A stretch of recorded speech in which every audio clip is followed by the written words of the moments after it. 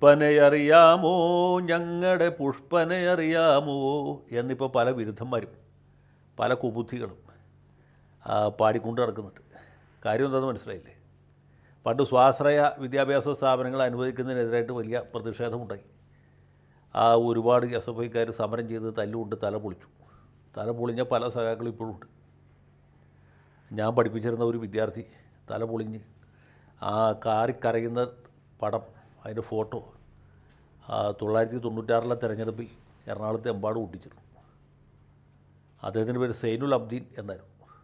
അപ്പോൾ ഈ സൈനുൽ അബ്ദീൻ അടക്കം ഒരുപാട് പേര് തല്ലുകൊണ്ട് തല പൊളിച്ച വമ്പിച്ച സമരം ഈ കേരള സംസ്ഥാനത്ത് അരങ്ങേറി. അതിൻ്റെ തുടർച്ചയായിട്ടാണ് കൂത്തുപറമ്പിൽ പോലീസിൻ്റെ വലിയ വെടിവെപ്പുണ്ടായത്. 5 പേർ അപ്പം തന്നെ മരിച്ചു. അന്ന് വെടിയേറ്റ പുഷ്പൻ എന്ന് പറഞ്ഞ ഒരു ചെറുപ്പക്കാരൻ, അയാൾ എസ് എഫ് ഐക്കാരനൊന്നും ആയിരുന്നില്ല, അവിടെ എന്തോ സമരം നടക്കുന്നു എന്ന് കേട്ട് അവിടെ കാണാൻ ചെന്നാണെന്നും പറയുന്നുണ്ട്. ഏതായാലും വെടിയേറ്റ് വളരെ കാലം ജീവച്ഛവമായിട്ട് കിടന്നു. അദ്ദേഹം ഈ സമീപകാലത്ത് മരിച്ചു. ഈ പുഷ്പനടക്കമുള്ള ആളുകൾ ജീവത്യാഗം ചെയ്ത്, അല്ലെങ്കിൽ എൻ്റെ വിദ്യാർത്ഥിയായിരുന്ന സൈനുൽ അബ്ദീൻ അടക്കമുള്ള ആളുകൾ തല പൊളിച്ചത് ഈ സ്വാശ്രയ മേഖലയ്ക്കെതിരായിട്ട്, അല്ലെങ്കിൽ സ്വയംഭരണ സ്ഥാപനങ്ങൾക്കെതിരായിട്ടുള്ള സമരത്തിൻ്റെ ഭാഗമായിട്ടാണ്. അങ്ങനെ ഉള്ള ഈ കേരള സംസ്ഥാനത്ത് ഇപ്പോൾ സ്വാശ്രയ വിദ്യാഭ്യാസ സ്ഥാപനങ്ങൾ മുട്ടിയിട്ട് നടക്കാൻ വയ്യ.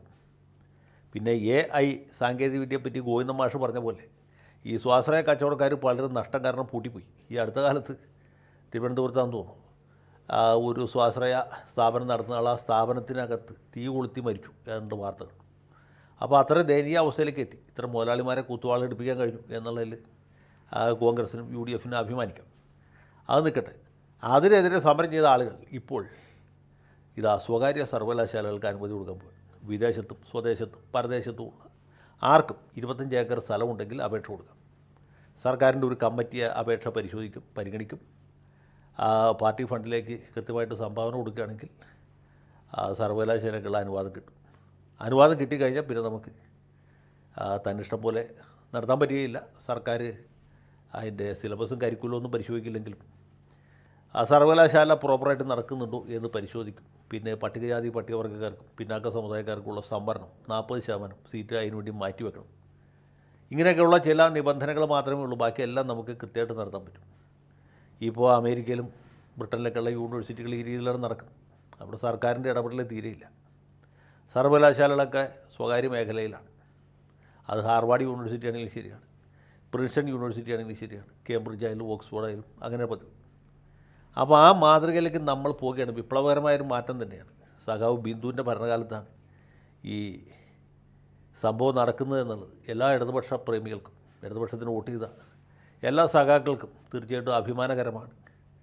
Your dal will not cook here എന്ന് നമുക്ക് ധൈര്യമായിട്ട് പറയാം. കാരണം അത്ര ഗംഭീരമായ രീതിയിലാണ് ഇപ്പോൾ പഠനം നടക്കുന്നത്. CP രാമസ്വാമിയാരുണ്ടാക്കിയ തിരുവിതാംകൂർ സർവകലാശാല ഇപ്പോൾ കേരള യൂണിവേഴ്സിറ്റിയായിട്ട് പ്രവർത്തിക്കുന്നുണ്ട്. പിന്നെ TN ജേക്കബ് സൃഷ്ടിച്ച ഗാന്ധി യൂണിവേഴ്സിറ്റിയുണ്ട്. CH മുഹമ്മദ് കോയ തറക്കല്ലിട്ട കാലിക്കറ്റ് യൂണിവേഴ്സിറ്റിയുണ്ട്. ET മുഹമ്മദ് ബഷീർ നട്ട് നനച്ച് വളർത്തിയ സംസ്കൃത സർവകലാശാലയും, അതുകൂടാതെ മലയാള സർവകലാശാലയുമുണ്ട്. പിന്നെ കണ്ണൂർ സർവകലാശാലയുമുണ്ട്. പിന്നെ ജോസഫ് മുണ്ടശ്ശേരി വൈസ് ചാൻസലറായിട്ട് വന്ന അച്യുതമേനോൻ്റെ ഭരണകാലത്ത് സ്ഥാപിക്കപ്പെട്ട കൊച്ചി ശാസ്ത്ര സാങ്കേതിക സർവകലാശാലയുണ്ട്. പിന്നെ S ശർമ്മയുടെ പരിശ്രമ ഫലമായി ഉണ്ടായ ഫിഷറീസ് സർവകലാശാലയുണ്ട്. പിന്നെ ആരോഗ്യ സർവകലാശാലയുണ്ട്, അനാരോഗ്യ സർവകലാശാലയുണ്ട്, മറ്റ് പല സർവകലാശാലകളുണ്ട്, നിയമ സർവകലാശാല വരെയുണ്ട്. അതിൽ സർക്കാരിന് പറയത്തക്ക പങ്കൊന്നുമില്ല എന്ന് മാത്രം. ഏതായാലും ഇത്ര അധികം സർവകലാശാലകൾ പോരാ കേരളത്തിൻ്റെ സമഗ്ര വിദ്യാഭ്യാസ പുരോഗതിക്ക്. ഈ നമ്മളൊക്കെ പണ്ട് എതിർത്ത, നമ്മൾ ആക്ഷേപിച്ച, നമ്മൾ കുറ്റപ്പെടുത്തിയ, നമ്മൾ എന്തിനെതിരെ സമരം ചെയ്തോ ആ സ്വകാര്യ സർവകലാശാല കൂടി വേണം. നേരത്തെ തന്നെ നമ്മൾ അലിഗഡ് യൂണിവേഴ്സിറ്റിയുടെ ഓഫ് ക്യാമ്പസ് പെരിന്തൽമണ്ണയിൽ ആരംഭിച്ചു. പിന്നെ ഇഫ്ലുവിൻ്റെ ക്യാമ്പസ് കൊണ്ടുവരാൻ ശ്രമിച്ചു. കൊണ്ടുവന്നത് എനിക്കറിയില്ല. അതൊക്കെ ബേബി സഖാവിൻ്റെ കാലത്താണ്. ബേബി സഖാവ് തുടങ്ങി വെച്ച വിദ്യാഭ്യാസ വിപ്ലവം ബിന്ദു സഖാവ് ഇപ്പോൾ പൂർത്തീകരിക്കാനുള്ള ശ്രമത്തിലാണ്. സഖാവിനെ നമ്മൾ ഹാർദമായി അഭിനന്ദിക്കുന്നു. ഇതുപോലെയുള്ള പുരോഗമനോന്മുഖമായ ജനാധിപത്യപരമായി ഇനി ഒരുപാട് പരീക്ഷണങ്ങൾ നമ്മുടെ നാട്ടിൽ നടക്കാനുണ്ട്. ഇപ്പോൾ പ്രിൻസ്റ്റൺ യൂണിവേഴ്സിറ്റിയുടെ ഒരു ബ്രാഞ്ച് ആലുവയിലോ അങ്കമാലിയിലോ വരികയാണെങ്കിൽ നമ്മുടെയൊക്കെ വീട്ടിലെ കുട്ടികളെ അവിടോട്ട് പഠിപ്പിക്കും.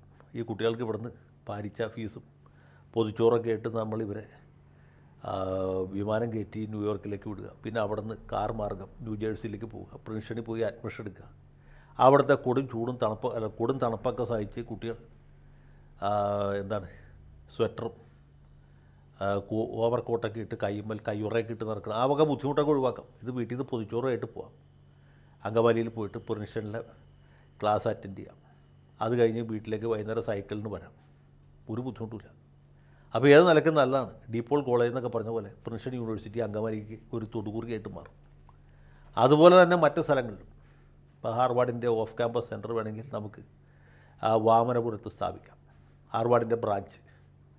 അല്ലെങ്കിൽ കണ്ണൂർ ജില്ലയിലും കാസർഗോഡ് ജില്ലയിലുമൊക്കെ ഓക്സ്ഫോർഡിൻ്റെ, കേംബ്രിഡ്ജിൻ്റെ, അല്ലെങ്കിൽ ബെർലിനിലെ കൈസർ വില്യം യൂണിവേഴ്സിറ്റി എന്നൊരു സ്ഥാപനമുണ്ട്.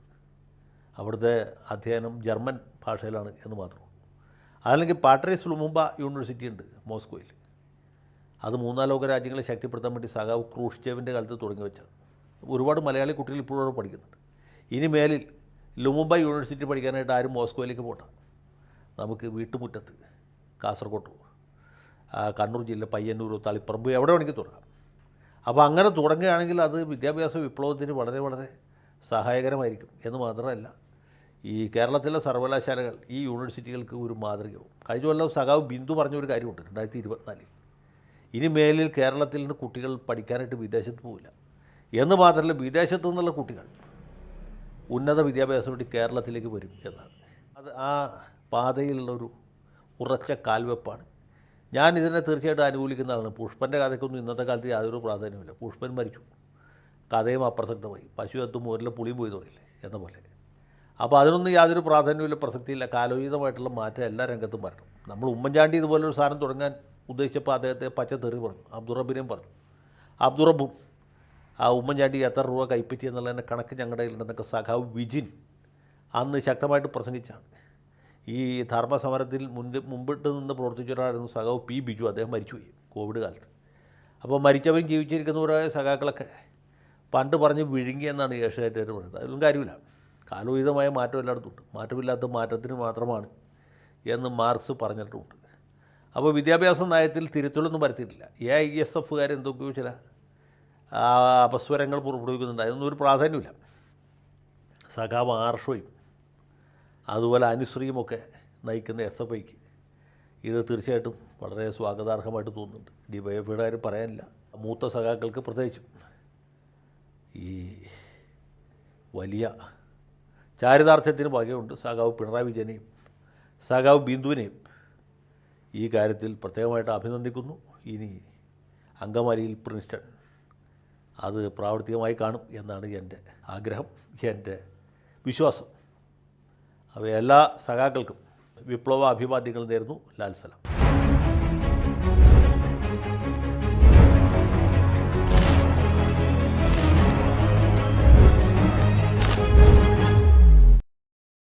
കൂടുതൽ വാർത്തകളും വിശേഷങ്ങളും നിങ്ങളിലേക്ക് എത്താൻ ABC മലയാളം സബ്സ്ക്രൈബ് ചെയ്യുക, ബെൽ ബട്ടണും അമർത്തുക.